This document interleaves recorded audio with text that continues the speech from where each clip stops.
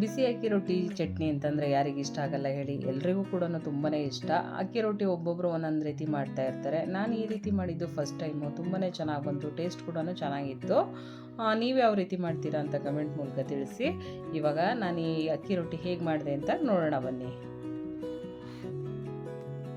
ಈ ಅಕ್ಕಿ ರೊಟ್ಟಿ ಮಾಡೋದಕ್ಕೆ 1 ಬಟ್ಲಷ್ಟು ಅಕ್ಕಿ ಹಿಟ್ಟು, ಒಂದು ಅರ್ಧ ಬಟ್ಲಷ್ಟು ಸಣ್ಣ ಚಿರೋಟಿ ರವೆ ತೊಗೊಂಡಿದ್ದೀನಿ. ಈ ಹಿಟ್ಟಿಗೆ ಸಣ್ಣಗೆ ಹೆಚ್ಚಿರೋ ಅಂತಹ 1 ಗಡ್ಡೆಯಷ್ಟು ಈರುಳ್ಳಿ, ಖಾರಕ್ಕೆ ಎಷ್ಟು ಬೇಕೋ ಅಷ್ಟು ಹಸಿಮೆಣಸಿನಕಾಯಿ, 1 ಕಡ್ಡಿಯಷ್ಟು ಕರಿಬೇವು, 1-2 ಹಿಡಿಯಷ್ಟು ಕೊತ್ತಂಬರಿ ಸೊಪ್ಪು, ಒಂದು ಅರ್ಧ ಟೇಬಲ್ ಸ್ಪೂನಷ್ಟು ಜೀರಿಗೆ, ರುಚಿ ತಕ್ಕಷ್ಟು ಉಪ್ಪು ಇಷ್ಟನ್ನು ಹಾಕಿ ಚೆನ್ನಾಗಿ ಒಂದ್ಸಲ ಮಿಕ್ಸ್ ಮಾಡಿಕೊಂಡು ನಂತರ ಸ್ವಲ್ಪನೇ ನೀರು ಹಾಕ್ತಾನೆ ನಮಗೆ ಅಕ್ಕಿ ರೊಟ್ಟಿ ತಟ್ಟೋದು ಯಾವ ಹದಕ್ಕೆ ಬೇಕೋ ಅಷ್ಟು ಕಲಿಸ್ಕೊಂಡ್ರೆ ಸಾಕಾಗುತ್ತೆ.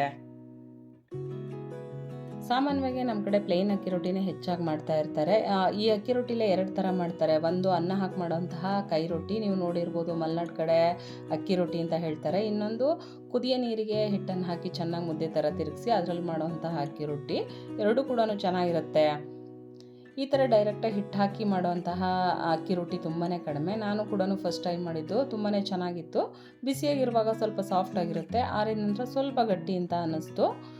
ನೀವು ಕೂಡ ಟ್ರೈ ಮಾಡಿ ನೋಡಿ ಹೇಗೆ ಬಂತು ಅಂತ ಕಮೆಂಟ್ ಮೂಲಕ ತಿಳಿಸಿ. ಅಕ್ಕಿ ಹಿಟ್ಟನ್ನು ಒಂದೇ ಹಾಕ್ಕೊಂಡು ಮಾಡಿದರೆ ಕಟ್ಟಾಗುತ್ತೆ ಅಂತ ಹೇಳಿ ಇದ್ರ ಜೊತೆಯಲ್ಲಿ ಸ್ವಲ್ಪ ಪ್ರಮಾಣದ ಚಿರೋಟಿ ರವೆ ಕೂಡ ಹಾಕಿದ್ದೀನಿ. ತುಂಬಾ ಚೆನ್ನಾಗಿ ಬಂತು. ನೀವು ಯಾವ ರೀತಿ ಮಾಡ್ತೀರಾ ಅಂತ ಕಮೆಂಟ್ ಮೂಲಕ ತಿಳಿಸಿ. ಈ ಥರದ ಅಕ್ಕಿ ರೊಟ್ಟಿಗೆಲ್ಲ ಹೋಳಿಗೆ ಪೇಪರು ಮತ್ತು ಬಾಳೆ ಎಲೆ ಆದರೆ ಚೆನ್ನಾಗಿರುತ್ತೆ. ಕೈಯಲ್ಲಿ ತಟ್ಟು ಹಾಕೋಕ್ಕೆ ಬರಲ್ಲ, ಹಂಗಾಗಿ ಬಾಳೆ ಎಲೆ ಮತ್ತು ಹೋಳಿಗೆ ಪೇಪರಲ್ಲಿ ಮಾಡಿದರೆ ಚೆನ್ನಾಗಿರುತ್ತೆ.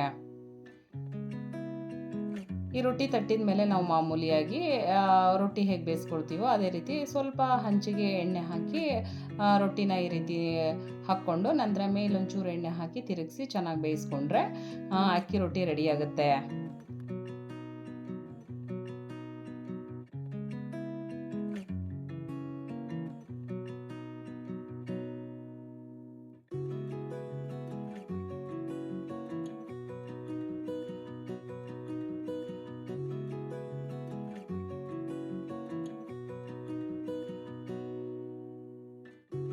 ಇವಾಗ ಬಿಸಿ ಬಿಸಿಯಾಗಿರುವಂತಹ ಮಸಾಲೆ ಅಕ್ಕಿ ರೊಟ್ಟಿ ರೆಡಿಯಾಗಿದೆ. ಈ ರೊಟ್ಟಿ ಜೊತೆ ಮೆಂತ್ಯ ಚಟ್ನಿ ತುಪ್ಪ ಮಾಡಿದ್ದೆ, ತುಂಬಾ ರುಚಿಯಾಗಿತ್ತು.